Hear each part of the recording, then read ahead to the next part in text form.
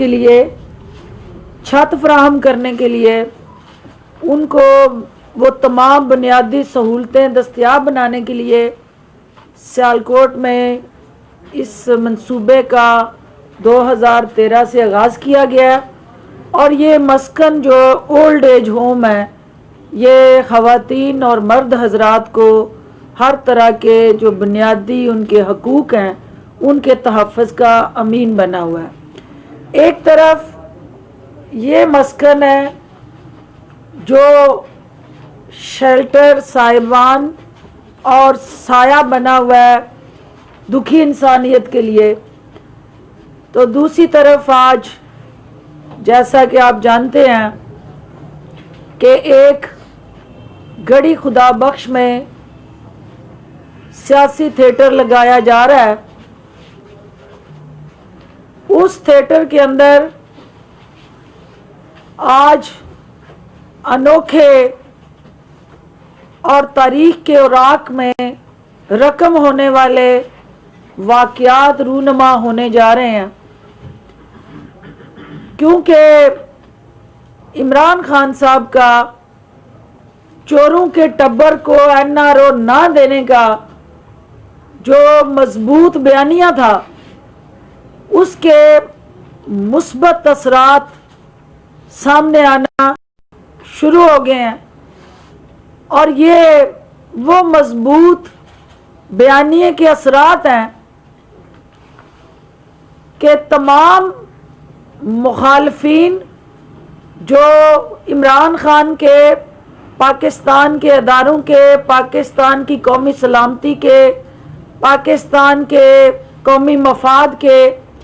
اور عوام کے، وہ ایک چھتری کے نیچے اکٹھے ہو کے آج ایک دفعہ پھر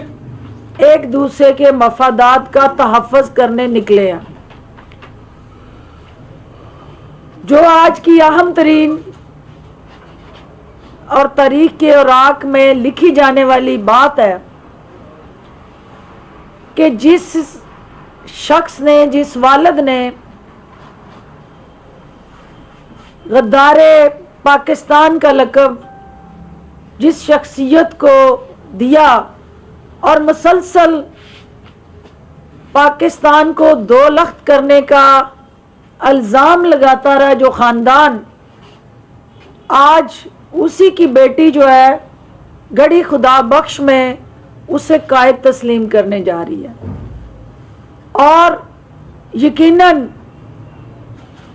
بے نظیر بھٹو شہید کی قبر پہ کھڑے ہو کے، ذوالفقار علی بھٹو شہید کی قبر پہ کھڑے ہو کے گڑھی خدا بخش میں PMLN کی قیادت اور خصوصاً جعلی راجکماری اپنے والد اور چچا کی جو سیاہ کاریاں تھیں، جو سیاہ عمل تھے، جو فحش الفاظ تھے، جو منفی بیانیہ تھا بھٹو خاندان کے حوالے سے، آج تاریخ کے اوراق میں وہ معافی نامہ بھی لکھا جانے لگا ہے، اور عوام یہ دیکھ رہے ہیں کہ اپنے ذاتی مفاد کے لیے یہ تاریخ کا جو ایک ظالم اور بے رحم سلسلہ ہے اس کو اجاگر کرتے ہوئے آج ضیاء الحق کی منہ بولے بیٹے اور اس کی باقیات جو ہے وہ اپنا ہی تھوکا ہوا چاٹنے جا رہی ہیں، کیونکہ جس طرح سے مسلسل جعلی راجکماری نے وزیر اعظم عمران خان کو اپنے نشانے پہ رکھا ہوا ہے، اور وہ کل سکھر میں کھڑے ہو کے وزیر اعظم کے حوالے سے نازیبا گفتگو کر رہی تھی جس میں انہوں نے کہا کہ وہ تابع دار ہیں اور اچھے بوٹ پالش کرتے ہیں. تو محترمہ آپ کو یاد دلانا ضروری ہے کہ یہ اعلیٰ صفات اور جنرل جیلانی سے لے کے ضیاء الحق تک کے بوٹ پالش کرنے کا جو عظیم کارنامہ آپ کے والد نے انجام دیا اس کا یقیناً کوئی ثانی نہیں ہے. اور صرف پاکستان کے جرنیلوں کے بوٹ نہیں پالش کیے بلکہ آپ اور آپ کا خاندان پالش اور برش لے کے مڈل ایسٹ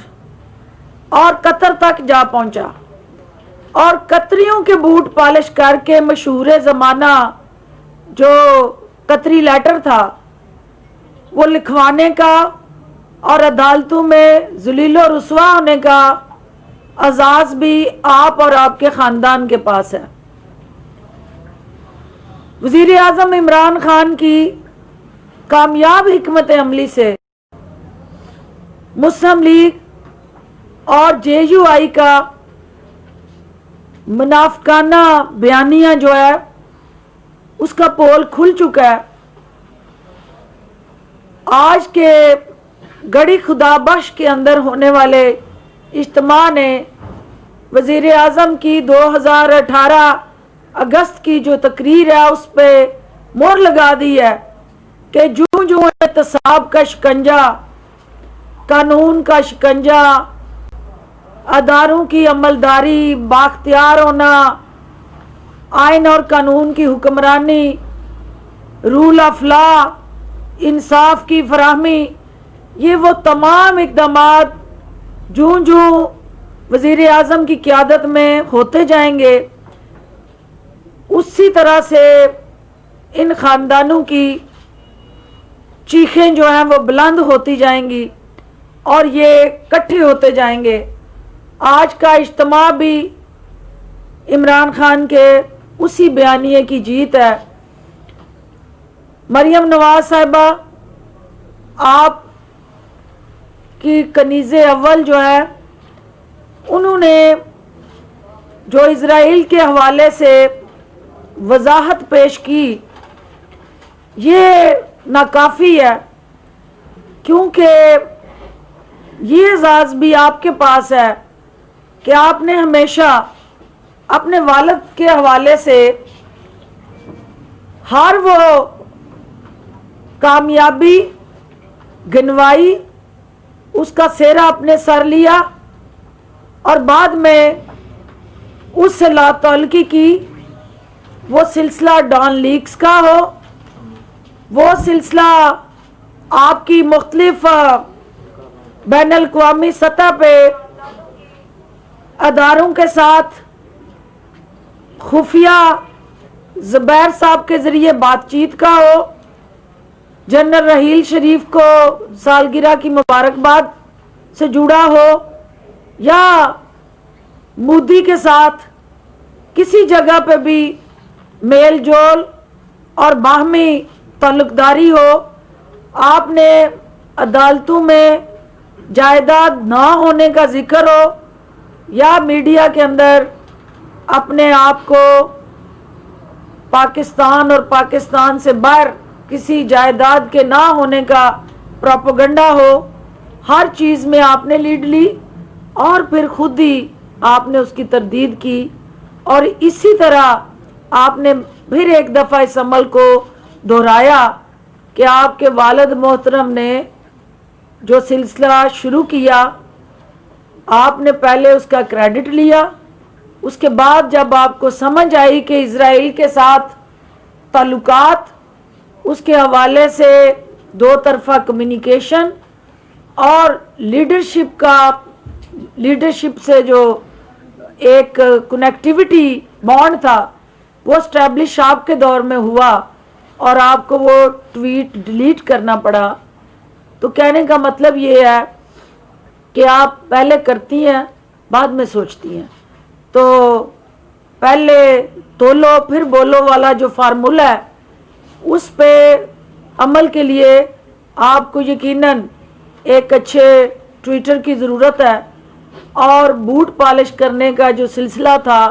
वो आपके वालिद से शुरू हो के फिर आपकी ज़ात पे आके ख़त्म हुआ। तो आप अल्हम्दुलिल्लाह वो फ़ौजी बूटों वाला ही आपकी ज़िंदगी में इस वक्त आपके लिए ढाल बन के खड़ा है। तो इसका मतलब है कि वालिद के ही सिलसिले को आपने अपने ऊपर भी लागू किया, और वही फ़ौजी बूट आपकी इस वक्त छतरी बना हुआ है, जो आपका साहिबान है और आपका माशाल्लाह एक हमारा भाई है,